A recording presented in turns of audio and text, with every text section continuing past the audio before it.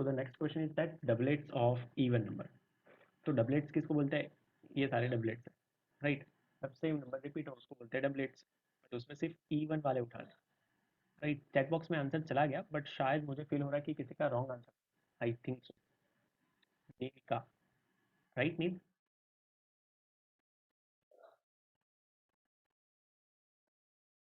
Yes sir.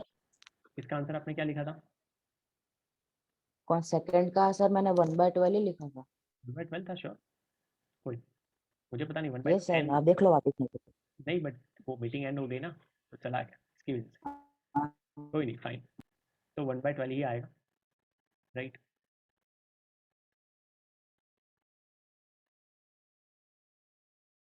Third, total at least 10 होना चाहिए, तो आप क्या सोच सकते हो? टोटल एटलीस्ट 10, मतलब 10 से ज़्यादा भी चलेगा, तो टोटल 10 हो वो, 11 हो वो, एंड 12 हो वो, सारे काउंट करने होंगे। सो 10 कैसे हो सकते हैं? 5 5 अभी लिखा हुआ है, 6 4 4 6, ये तीनों की वजह से 10 हो सकता है। 11 कैसे हो सकता है? 5 6 एंड 6 5 6 5 एंड 5 12 6 6 6, 6 6। तो टोटल कितने हुए? 3 2 एंड 1, सो 6। इनको एक्चुअली ऐसे ब्रैकेट में लिखना होता है, अब मैं लिख नहीं रहा हूँ। Ultimately we get number of elements in E3 events, that is 6. So if we take the ratio, we get the answer 1/6, because 6/36.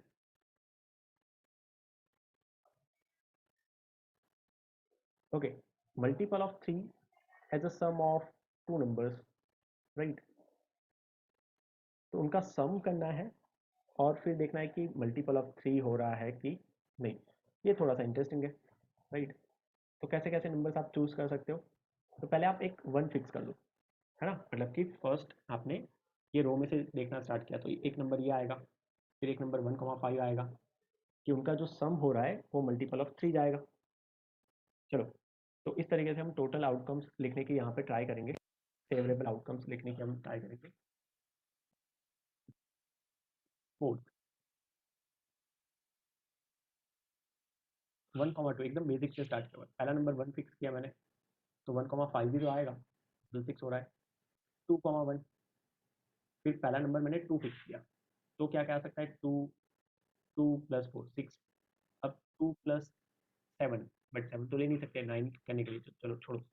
3 3,0 नहीं ले सकते, तो 3,3, एंड फिर दूसरा बचा 3,6। तो हम ये टारगेट कर रहे हैं कि किनका एडिशन मल्टीपल ऑफ 3 में जा रहा है, राइट? 3,9, 9 तक नहीं जा सकते सर, वापस आ जाओ। चलो 4 में हमें 2 ऐड करना होगा, तब जाके होगा। 4 में और क्या ऐड कर सकते हैं? 4 में सर 5 ऐड कर सकते हैं, तो 9 हो जाता है, राइट? सो ऐसे भी सोच सकते हैं। फिर 5, सर 5 एंड 1 एंड 5 एंड 4, और कुछ बचा क्या? सर 5 and 3 भी होगा ना?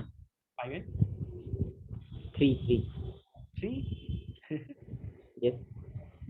5 और 3 हाँ यही तो सॉरी है। सर, मैंने बोल दिया सर मल्टीप्लिकेशन कर दिया। हाँ sir sorry. Fine, and ultimately we have the last one, that is 6,6। तो आप इसको दो तरीके से लिख सकते हो, ये भी आपको समझने की ज़रूरत है। एक मैंने कौन सी अप्रोच करी? फर्स्ट नंबर को फिक्स रखा, सेकंड नंबर को हम चेंज करते रहे।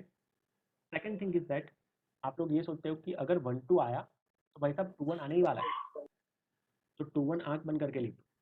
1 5 आया तो 5 1 आना ही है, राइट? तो ऐसा करोगे तो आधे लिखोगे, आधे बाय डिफॉल्ट आ जाएंगे, बट उसमें शायद कोई मिस होने के चांस रहते हैं। That is my point.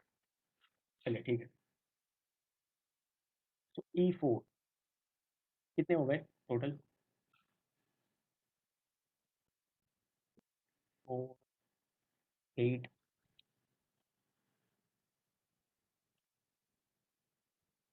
11 हो रहे हैं ना? Sir, 6 is missing. ओके,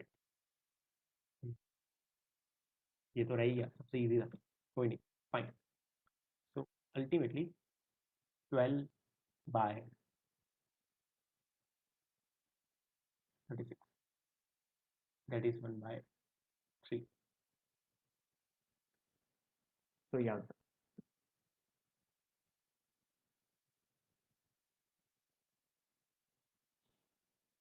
तो सिंपली हम सम चेक कर रहे हैं, एंड अगर वो आउटकम वाली चीज़ होती है ना, तो that will be easy for us to calculate this kind of numbers. तो वो मैं लेके आ जाता हूँ एक बार, आपको पता चले कि सैम्पल स्पेस का कितना इंपॉर्टेंस है। बताइए वो गुजरात बोर्ड में हो, पता नहीं आपके बुक में भी होगा। गुजरात बोर्ड में मुझे पेज नंबर वाइज पता है कहाँ पे है। अभी जस्ट पीपीटी बना रहा था, मैंने वो पेज स्किप किया।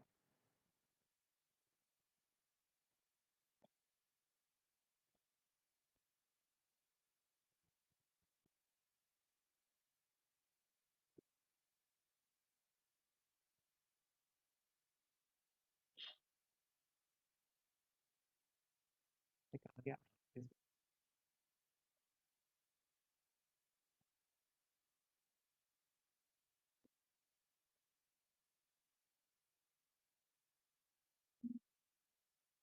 तो इसकी एक खासियत है, ये सारे नंबर्स उस तरीके से लिख दिए तो इजी हो जाएगा हमारे लिए।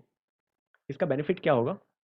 इसका बेनिफिट ये होगा कि अगर हमें सम फाइंड करना है, तो सम है ना डायगोनली सेम जाएगा। दैट मीन्स कि यहाँ पे जो सम होगा, that is I can write, ये वाले नंबर्स को भूल जाओ, मैं यहाँ पे बड़ी बड़ी लाइंस बना रहा हूँ, वो नंबर्स को आप ध्यान में रखिएगा।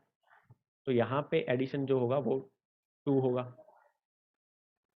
फिर यहाँ पे एडिशन 3 होगा, फिर यहाँ पे एडिशन 4 हो जाएगा इन सब का, फिर इन सब का एडिशन 5 है,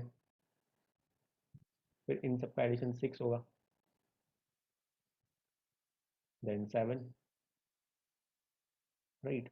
तो 1 कभी भी एडिशन नहीं होना है, स्टार्ट होता है 2 से, 3, 4, 5, 6, 7। आप बोलोगे सर ये लिखने का बेनिफिट क्या है? तो ये वन टाइम इन्वेस्टमेंट है, अगर ये पता होता आपको तो आंसर डायरेक्ट आ जाता है एंड गलती होने के चांस भी थोड़े से कम होते। उसका रीज़न मैं बता देता हूँ।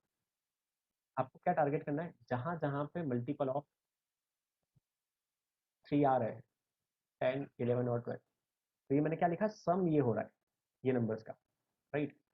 तो हमें टारगेट करना है कौन कौन से, 3, 6, 9 और 12 का। तो 9 में कितना है, 1, 2, 3, 4, 6 में 1, मतलब 12 में 1, तो 5, फिर यहाँ पे काउंट करो, फिर ये काउंट करो, हो गया। तो ये पता होगा तो कंफर्म आंसर यही आएगा, अदरवाइज थोड़ा सा सोचना होगा फर्स्ट टाइम के लिए। मल्टीपल के लिए भी कुछ हम ऐसा बना सकते हैं, ज़रूरी नहीं है, वो इजी है सम से। चलिए फाइन, नेक्स्ट एक क्वेश्चन देख लेते हैं, और कितने बन सकते हैं, 1-2 क्वेश्चन बन जाएंगे, हाँ आराम से टाइम है। ऐसे क्वेश्चंस में प्रॉब्लम क्या होती है पता है, बच्चों को यही नहीं पता होता है कि 160 टोटल है कि 160 अच्छे बल्ब है एंड उसके अंदर से 12 डिफेक्टिव है। तो यहाँ पे 160 टोटल है। अ box of 160 electric bulbs contain 12 defective bulbs. तो सैंपल स्पेस जो हो गया उसका नंबर है हमारे पास टोटल 160। तो अगर डिफेक्टिव का नंबर अगर मैं सोचूं दैट इज 12, तो अच्छे वाले कितने हो जाएंगे, good bulb, that is 160 minus 12, क्योंकि दोनों की प्रोबेबिलिटी पूछी होगी, राइट। तो फर्स्ट डिफेक्टिव की प्रोबेबिलिटी निकाल सकते हैं, चलो इसको हटा दो। तो डिफेक्टिव की प्रोबेबिलिटी अगर निकालनी है तो डिफेक्टिव बल्ब कितने हैं और टोटल कितने हैं, सो 12/160, तो कट होगा 144, नहीं होगा एक्जैक्टली, तो डिविजिबल नहीं है, रेशियो में कुछ आंसर आएगा 40/3, मतलब 3/40 एक्चुअली। तो ये तो डिफेक्टिव का हो गया। अब अगर आपको ये फाइंड करना है कि नॉन डिफेक्टिव बल्ब चूज करने की प्रोबेबिलिटी, हम क्या कर रहे हैं कि टोटल ये जो बॉक्स है उसके अंदर सारे बल्ब पड़े होंगे, उसमें से कोई एक रैंडम उठा रहा है, हमें पता नहीं है, राइट। सो नॉन डिफेक्टिव के लिए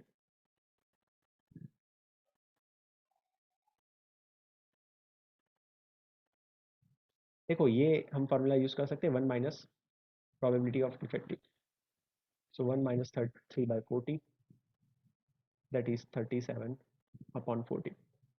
तो इससे क्या है, थोड़ा जल्दी आंसर आएगा कंपेयर टू वो डिवाइड करो इन सब कुछ बड़े नंबर को, राइट। सो ट्राई कर सकते हैं कि ऐसे हम करें।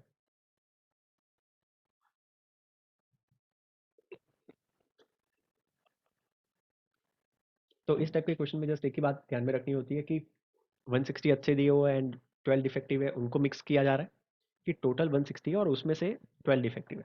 बस ये बात आपको ध्यान में रखनी होती है, क्योंकि बल्ब तो हम सिर्फ एक ही निकालने वाले हैं, ईजी वाले क्वेश्चन ही 10th स्टैंडर्ड में है, इसकी वजह से। कोई नहीं, 55 हो गई है तो यहाँ तक मुझे एंड करना होगा। ऐसे ही क्वेश्चन है बट कोई नहीं, नेक्स्ट में हम देख लेंगे, नेक्स्ट लेक्चर में, है ना। अभी के लिए हम इतना ही रखते हैं, बट एक बार अच्छे से सारे क्वेश्चंस में गो थ्रू हो जाइएगा। ये चैप्टर के मार्क्स नहीं जाने चाहिए, कुछ भी हो जाए आपकी जो टेस्ट आ रही है उसमें। नेक्स्ट लेक्चर में मोस्ट प्रोबेबली ये खत्म होके आपका ट्रिको स्टार्ट हो जाएगा, तो डोंट वरी। एंड 9th में हमने थोड़ा बहुत ट्रिको देख लिया हुआ था, सब ने, हम सब थे वो लेक्चर में, मुझे याद है, राइट। सिर्फ नील नहीं था शायद, तो ट्रिको में थोड़ा सा मुझे बेनिफिट मिलेगा। कोई नहीं, चलिए, तो प्लीज़ होमवर्क ये सारा कर दीजिएगा एंड मुझे सेंड करिएगा। एक बार अच्छे से खुद से सॉल्व कर दीजिएगा रफली, फाइनल आंसर सिर्फ डिस्कस करो, देख लो सही है कि नहीं आपका, दैट्स इट, बराबर। चलिए फाइन, आज के लिए इतना ही, है ना। चलिए बाय बाय।